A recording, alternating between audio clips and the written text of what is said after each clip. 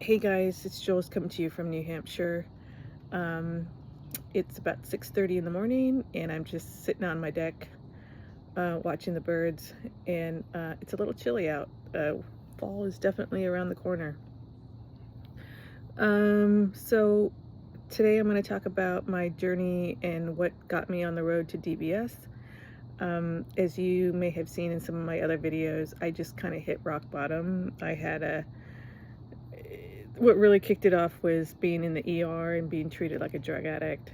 And then, you know, the dyskinesia had gotten out of control. And I had a plan with my doctor, with my MDS, that we would follow certain steps. And once we followed those steps, that we would put DBS on the table as an option for me. So we met all those steps, and one of those steps was agreeing to take a amantadine that would bridge me to the surgery to help control my dyskinesia. So I started my amantadine, I'd say just before Halloween, and that's when I started the process of being evaluated for DBS. So the first step in that process is you need a neuropsych evaluation,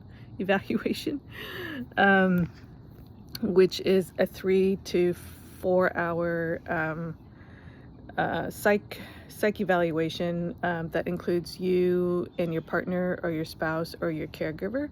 And what they're really looking for is dementia, because if you have dementia or have any hints of dementia, DBS can actually make it worse. So that's just kind of like the simplified version of it, is that's what they're looking for. And the next step was to go through what's called an on-off test. So you make an appointment, preferably first appointment in the morning, and you don't take your medication, Parkinson's medication, for a full 12 hours. And you go to the office. You obviously have to be driven to the office. You can't take an Uber. I needed help coming from getting out of the car from the parking lot to the actual office. 1 second, let me take a sip of my coffee.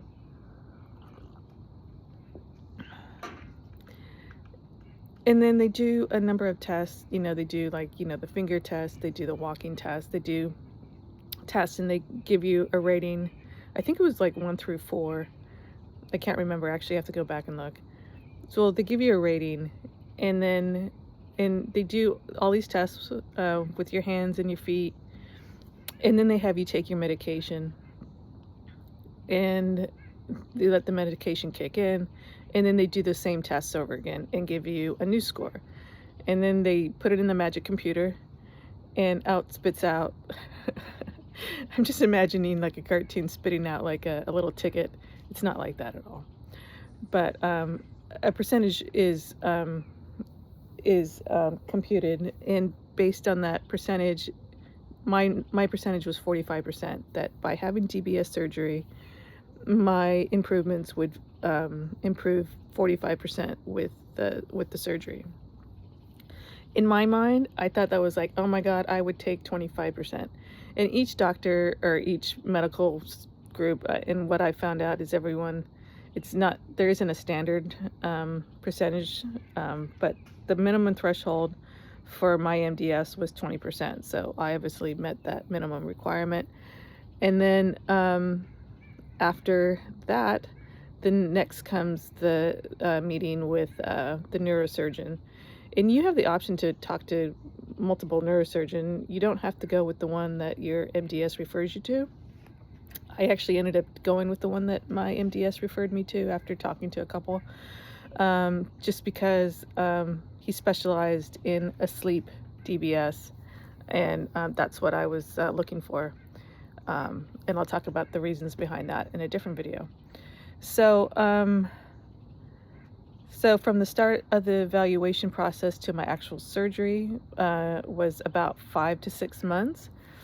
And that's pretty typical. Some people get it done in about 3 months, but it has to do with the availability of the doctors and the neurosurgeon, and of course scheduling. And Of course, the holidays came into the picture, and then part of it too was the date that I chose was March 6th, was partly because of family schedule between family spring break or winter break and work trips for my husband. We just had to plan that out. So it was about 6 months. In some cases, I've heard that people have to go through a social worker just to make sure that they're okay. And yeah, and then when all the doctors meet, they review the psych evaluation, they review the on-off results from that test. And there's a consensus amongst like my MDS, the nurse practitioner, the psychologist, and the neurosurgeon. So they all signed off on it, and that's pretty much the standard process. And then of course the insurance has to approve it.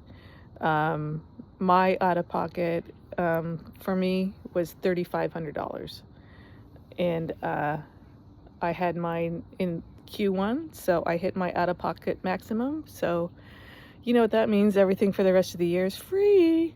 I'm just kidding, but I don't have to have any co-pays, which is actually really, really nice. So hope this was helpful, and see you next time. Keep moving. Bye.